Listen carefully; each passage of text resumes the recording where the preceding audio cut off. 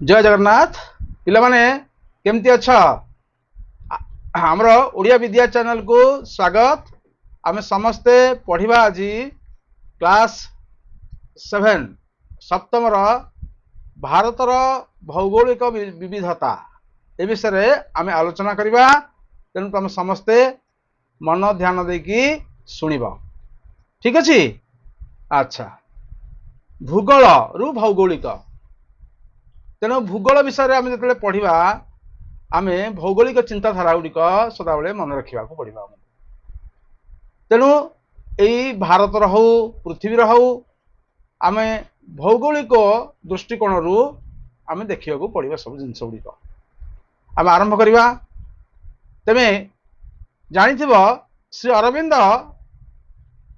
जे होती जड़े जोगजन्मा से कही आम आम देश भौगोलिक दृष्टिकोण रु अन्य देश मान पृथक एवं ताहा ही भारत को एक निर्दिष्ट जातीय परिचय प्रदान करते युग पुरुष श्री अरविंद।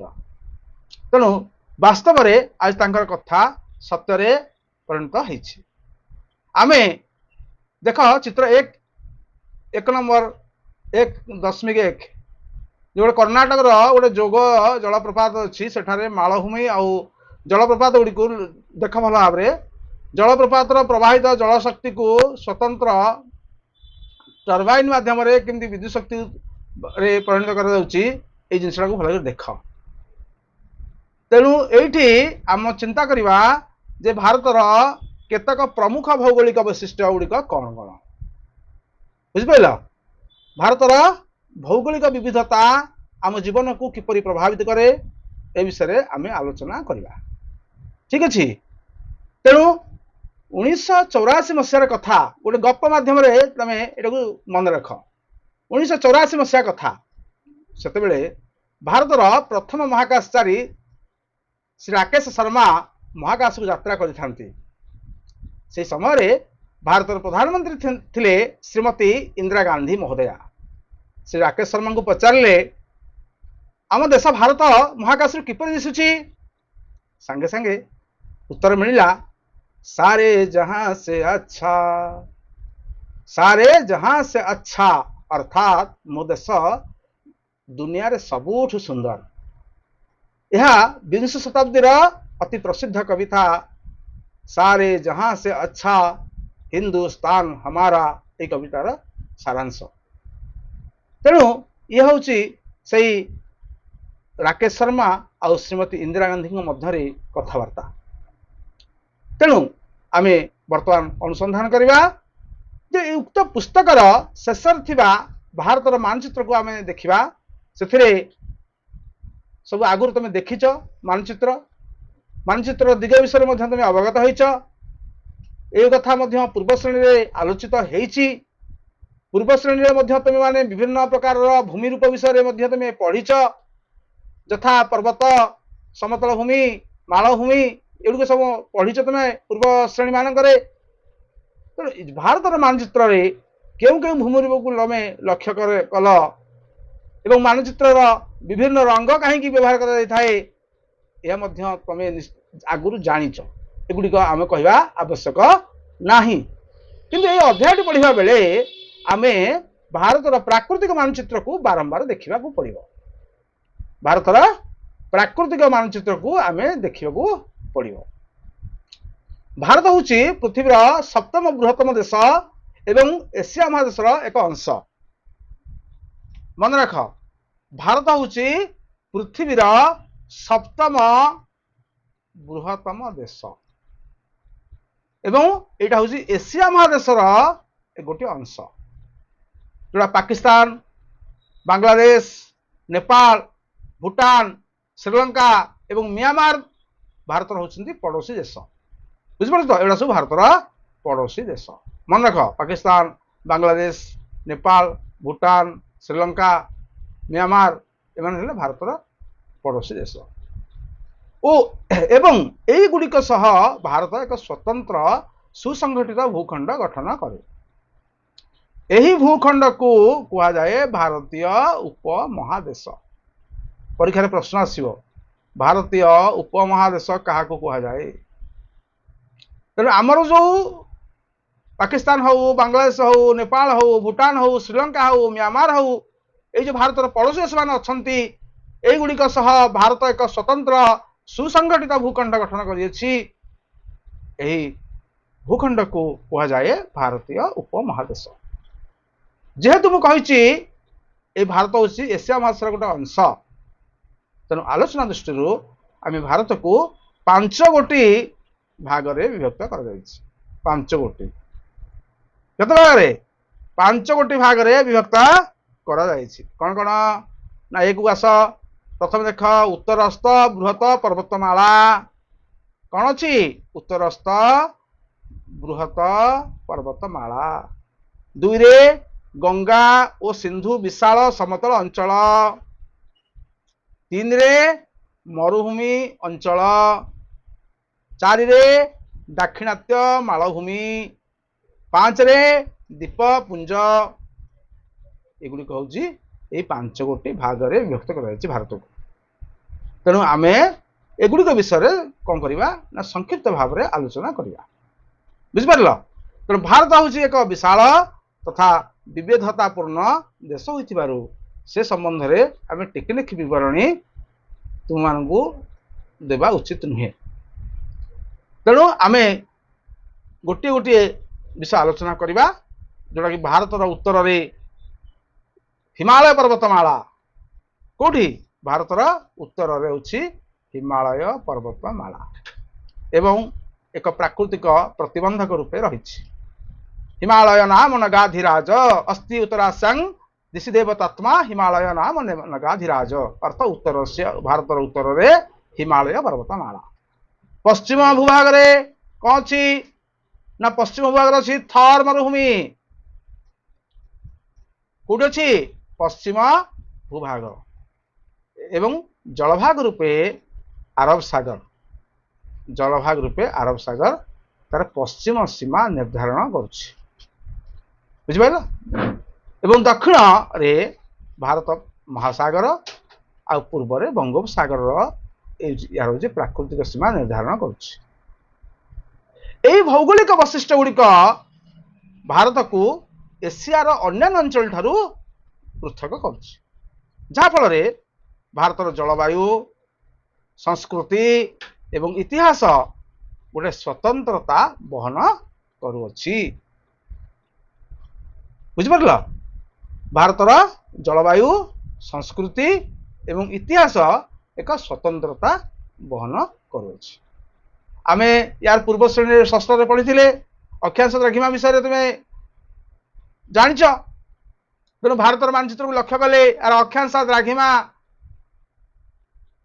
विस्तृति केते तुम्हें जापर भारतर गोटे एक भौतिक मानचित्र रे उपरोक्त वैशिष्ट्य गुड़िक आम कौन करवा ना दर्शेगा बुझिपार तो गोटे भौतिक मानचित्र तैयारी करवा से भौतिक मानचित्र रे एवं ये उपरोक्त वैशिष्ट्य गुड़िक आम देखा अच्छा मानचित्र रे व्यवहृत विभिन्न रंग आमको कौन करे ना भारतर भौगोलिक विविधता संबंध में सूचना दे था कौन करे ना रंग विभिन्न रंग मानचित्र व्यवहृत रंग कौन करे ना भारतर भौगोलिक विविधता संबंध में सूचना प्रदान करता एवं ये मानचित्र रे प्रदत्त सूचकांक सहित निजक परिचित कराए एवं एथिरे प्रदत्त अर्थ दि जाइथिबा विभिन्न रंग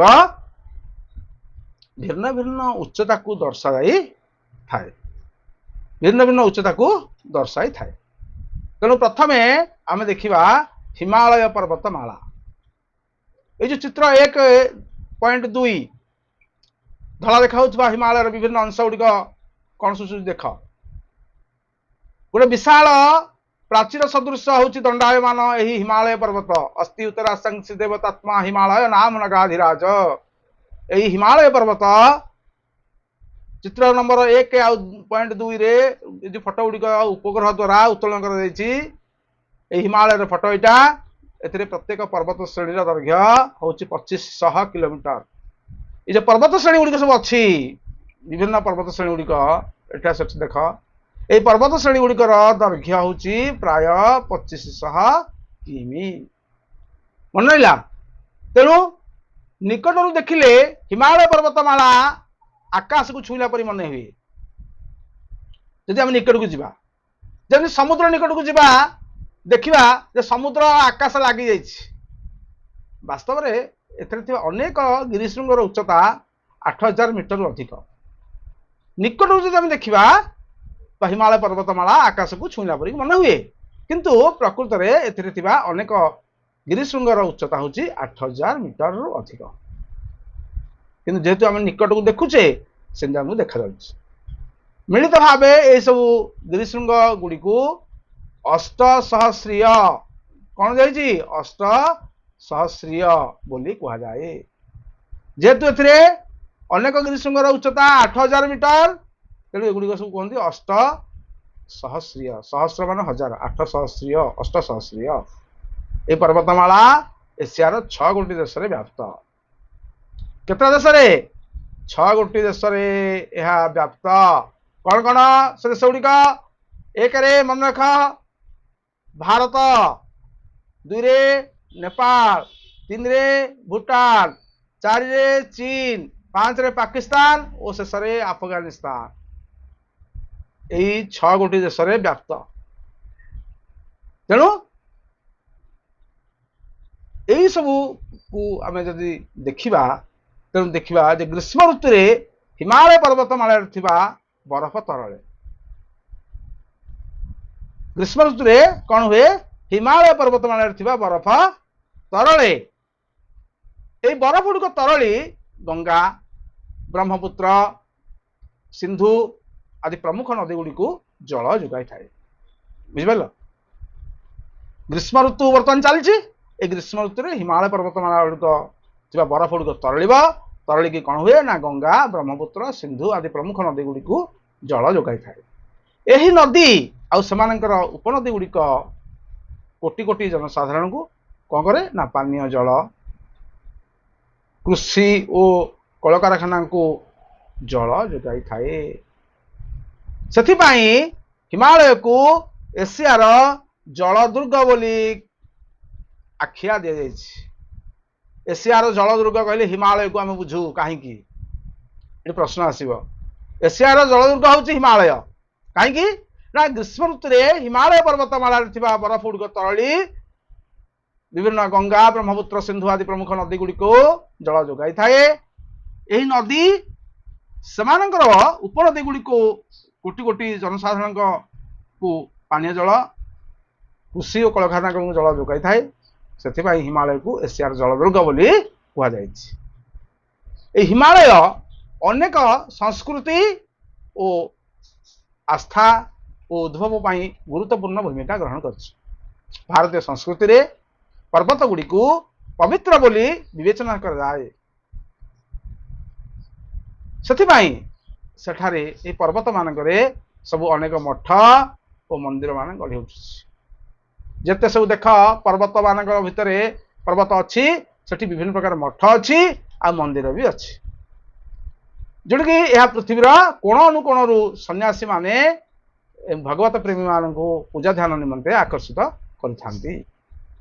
ହେଲା, ପୃଥିବୀର ବିଭିନ୍ନ କୋଣ ଅନୁକୋଣରୁ ସନ୍ନ୍ୟାସୀ ମାନେ ସେଠିକି ଆସନ୍ତି ଏବଂ ସେଠି ଭଗବତ ଆଲୋଚନା କରାଯାଏ, ପାରାୟଣ କରାଯାଏ ଏବଂ এই ଭଗବତ ପ୍ରେମୀ ମାନଙ୍କୁ ଯୋଉ ଲୋକମାନେ ଆସନ୍ତି ସେମାନେ ଭଗବତ ପ୍ରେମୀ ପୂଜା ଧ୍ୟାନ ନିମନ୍ତେ ଆକର୍ଷିତ କରାଯାଏ ବା କରିଥାଏ। ବୁଝିପାରିଲ ତ? এই ଗଙ୍ଗାର ପ୍ରମୁଖ ଉପନଦୀ ଭାଗୀରଥୀ ଉତ୍ତରାଖଣ୍ଡର କୋଉ ପର୍ବତରୁ ନା ଗୋମୁଖ, ଗୋମୁଖ ମାନେ ଗାଈର ମୁହଁ ନାମକ ସ୍ଥାନରୁ ଉତ୍ପତ୍ତି ଲାଭ କରିଛି। ମନେ ରଖ, ଗଙ୍ଗାର ପ୍ରମୁଖ ଉପନଦୀ ଭାଗୀରଥୀ ତା ନାଁ ହେଲା କଣ ନା ଭାଗୀରଥୀ। ରାଜା ଭଗୀରଥ ନାମ ଅନୁସାରେ ତା ନାଁ ହେଲା ଭାଗୀରଥୀ। ତେଣୁ ଗାଈର ମୁହଁ ବା ଗୋମୁଖ ନାମକ ସ୍ଥାନରୁ ଉତ୍ପତ୍ତି ଲାଭ କରିଛି। ଗୋମୁଖ ସ୍ଥାନଟି ଗଙ୍ଗୋତ୍ରୀ ତୁଷାର ସ୍ରୋତର ନିମ୍ନାଂଶରେ ଅବସ୍ଥିତ। ଏଇ ଗୋମୁଖଟା କୋଉଠି ନା ଗଙ୍ଗୋତ୍ରୀ तुषार स्रोतर निम्न अंशरे अवस्थित। गंगोत्री हिमालय रे प्रवाहित तुषार स्रोत गुड़िक मध्य बृहत्तम। इंपोर्टाट, गंगोत्री हिमालय रे प्रवाहित तुषार स्रोत गुड़िक मध्य हूँ बृहत्तम। कही गंगा गोटे पवित्र नदी, तेणु सुतरां बहु संख्यार तीर्थयात्री से आकर्षित हो आसी था। गोमुख पर्वत आरोहण एक गंतव्य स्थल, तेणु ये गंगार उत्पत्ति गोमुखर ही हुई अछि। गंगार उत्पत्ति गोमुखर हुई अछि। ये चित्र नंबर 1-3 देख तुम गोमुख गाई मुह भाया देख गोटे गोमुख बा गाई मुह भाया गाईर मुहटा देखा जमी यहाँ देखा ठीक से भाव है तो। अच्छा तापर कौन है हिमालय केमती सृष्टि है से गोटे बढ़िया कहानी अच्छी आम शुणा। हिमालय केमती सृष्टि है बोले नियुत वर्ष पूर्वे भारत गंडवाना लैंड नाम एक विशाल भूभागर अंश थिला। यह आफ्रिका महादेशर गोटे पड़ोसी थिला। परवर्ती समय भारतर मुख्य भाग विच्छिन्न है और धीरे धीरे उत्तर दिग को अग्रसर है। प्राय 50 नियुत वर्ष पूर्वे यह यूरेशिया जोटा कि यूरोप और एशिया मिसिकी तार है यूरेशिया भूभागर निकटवर्ती है एवं यह सह धक्का खाइला। कौन खाइला? धक्का खाइला, माड़ है। यूरेशिया भूभाग को ठेलिबा जोगु तत्मध्यस्थ स्थल भाग कुंचित होई ऊर्ध्वगामी है। यह प्रक्रिया को एक गालीचा को ठेलिबा जोगु से पड़ुवा भांग सह तुलना कर जाय पारे। एपरि भाव में एक विशाल हिमालय पर्वत सृष्टि होती। ये प्रक्रिया को एक गोटे गालीचा को ठेलिबा जोगु से पड़ुवा भांग सह तुलना कर जाय पारे। आश्चर्य कथा भारत एबे भी धीरे धीरे उत्तरस्थ एशिया दिगरे अग्रसर होउची। ए चलन वार्षिक प्राय 5 सेंटीमीटर हार में होता है। यह आम केशर वृद्धि हार ठारू मध्य कम। यार अर्थ हिमालय उच्चता एबे भी वृद्धि पाउछि। यही वृद्धि हार अत्यंत नगण्य एवं वर्ष को प्राय 5 मिलीमीटर। तेबे एक नियुत वर्ष रे यार उच्चता 5 मीटर पर्यंत वृद्धि पाइब। एटा मन रख।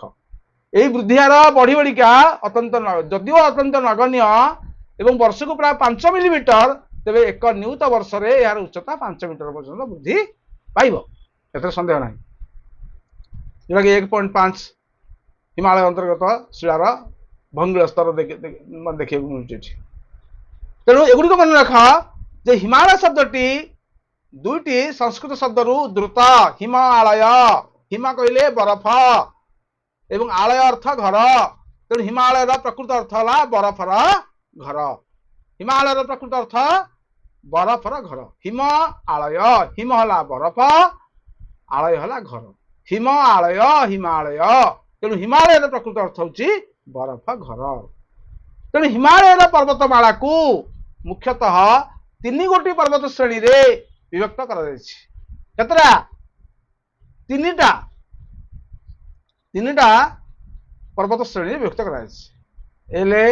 हिमाद्री बा बृहत हिमालय। बृहत हिमाद्री है बृहत हिमालय हूँ हिमालय सर्वोच्च एवं दुर्गम अंश। एथिरे माउंट एवरेस्ट और कांचनजंघा भली नभश्चुंबी गिरिशृंग रही।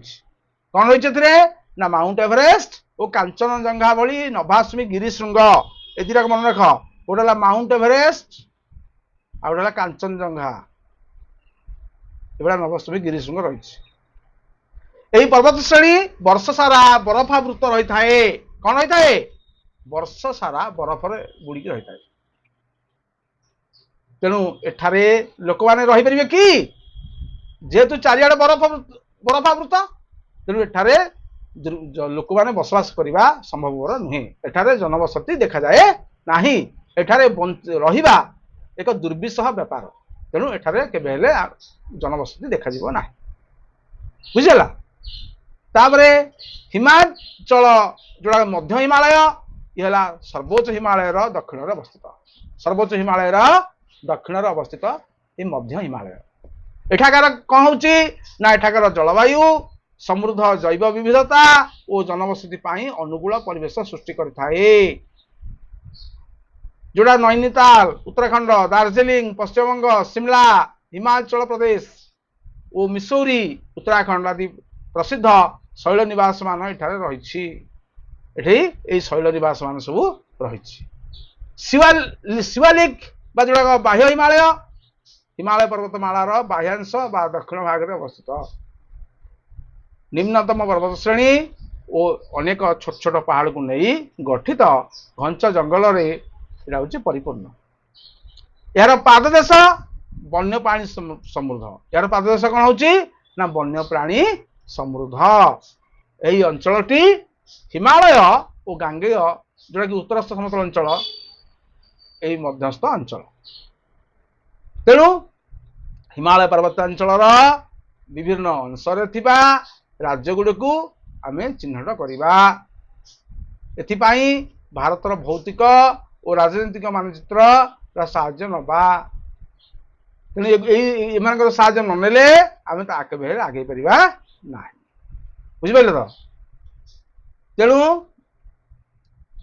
मन रख पश्चिम हिमालय अंचल रे पारंपरिक पद्धति रे निर्मित घर गुड़ी को काठ कुनी किंबा धाजी देवारी कहा जाए एटा मन रख पश्चिम हिमालय अंचल रे पारंपरिक पद्धति रे निर्मित घर गुड़ी को काठ कुनी किंबा धाजी देवारी कहा जाए एथिरे स्थानीय भाव मिलुवा पत्थर और काठ व्यवहृत हो जाए यार स्वतंत्र निर्माण शैली घर को उष्ण रखा संगे संगे यह मृदु भूमिकंप जनित क्षयक्षति रक्षा करे जो मृदु भूमिकंप हुए से यार प्रभाव ये किसी पड़े ना तेणु मृदु भूमिकंप क्षयक्षति यहाँ रक्षा करे ये देख चित्र देती 1.6 हिमालय प्रदेश काठकुनी घर यहाँ हूँ हिमालय प्रदेश काठकुनी घर ये सुंदर भाव देख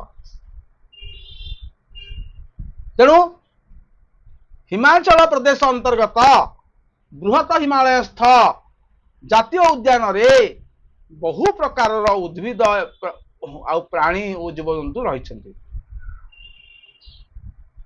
तेणु यूनेस्को द्वारा यह विश्व ऐतिह्य स्थलीर मान्यता पाई ये विश्व ऐतिह्य स्थलीर मान्यता पाई देख चित्र गुड़ी देख कि सुंदर भाव चित्र कराई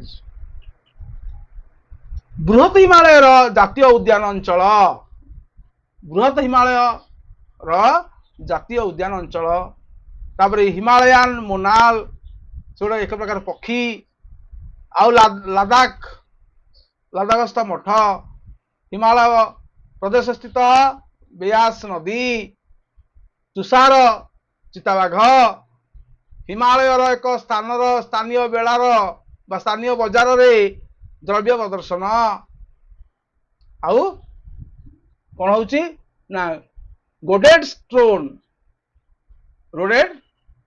नामक फूल जो शरबत या हुए जो कौन हुए शरबत या हुए यही उद्यान जैव विविधता को सरकार तथा उद्यान परिसर रही ग्रामवासी द्वारा संरक्षण करा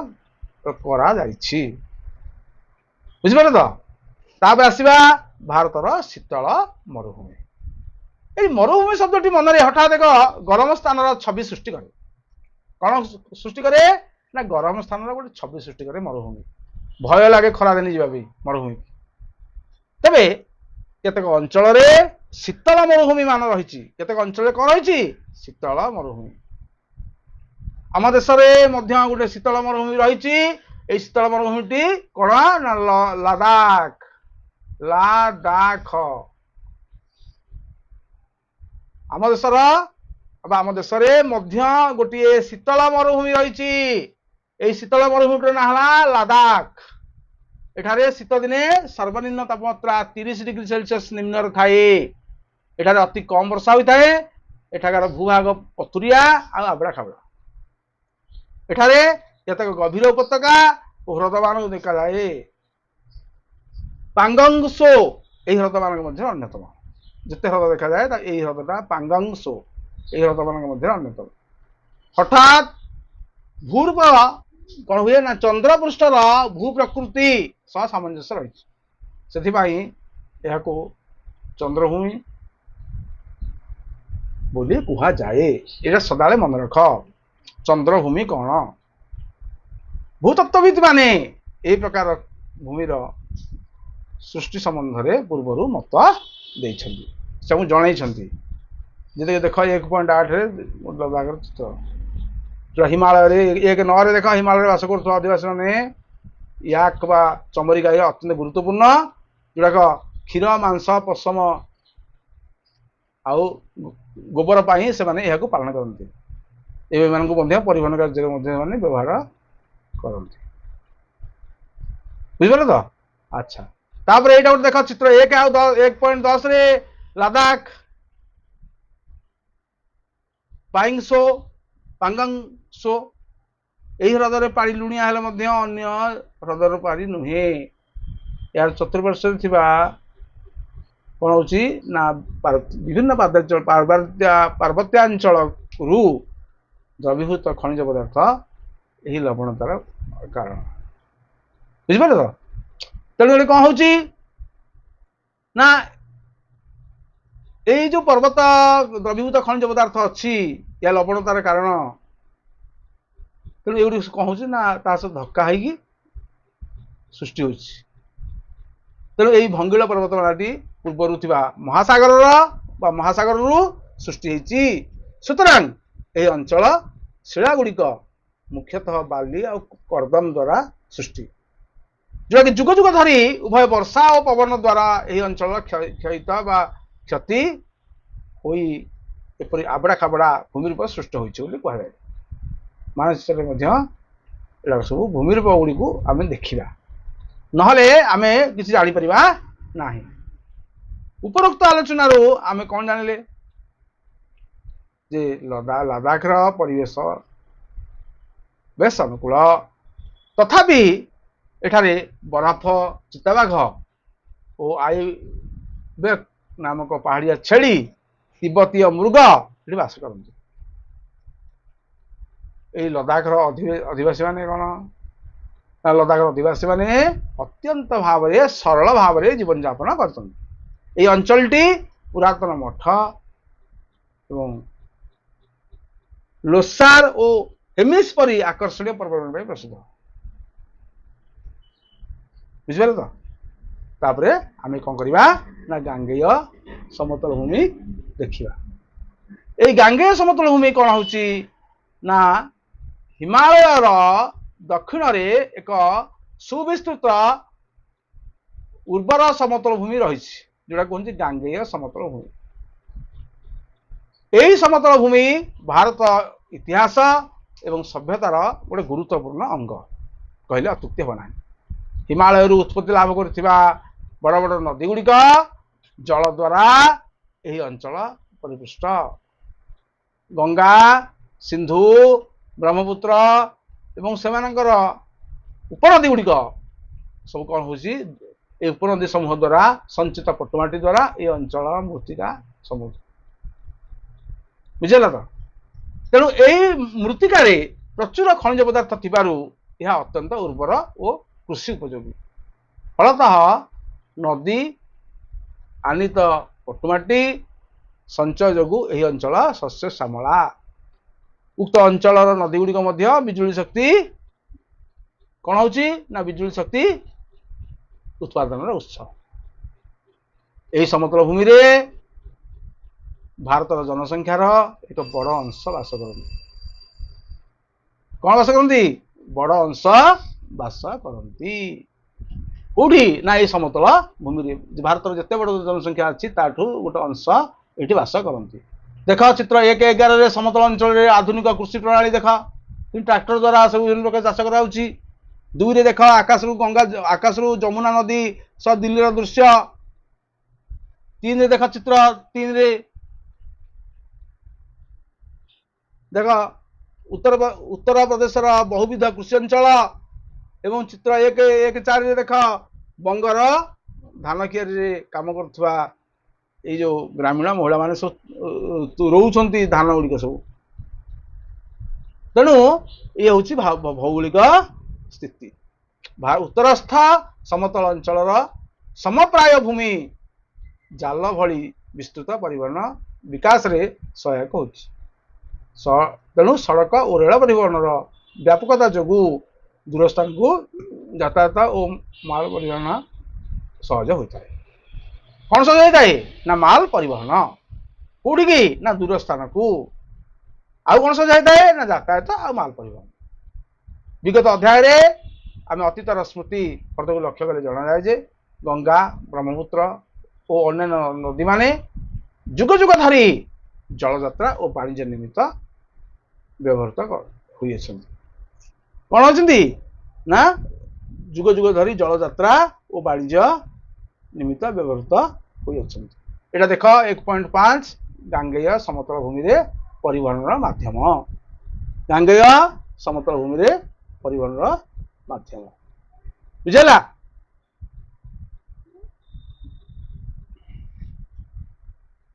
तापरे देख चित्र गुड़िक सब देख कि परिवहन सब करा समतल भूमि रे भारत अधिकांश देख नदी तथा गंगा कावेरी जमुना विभिन्न देवी नाम नामित यही नदी होती है।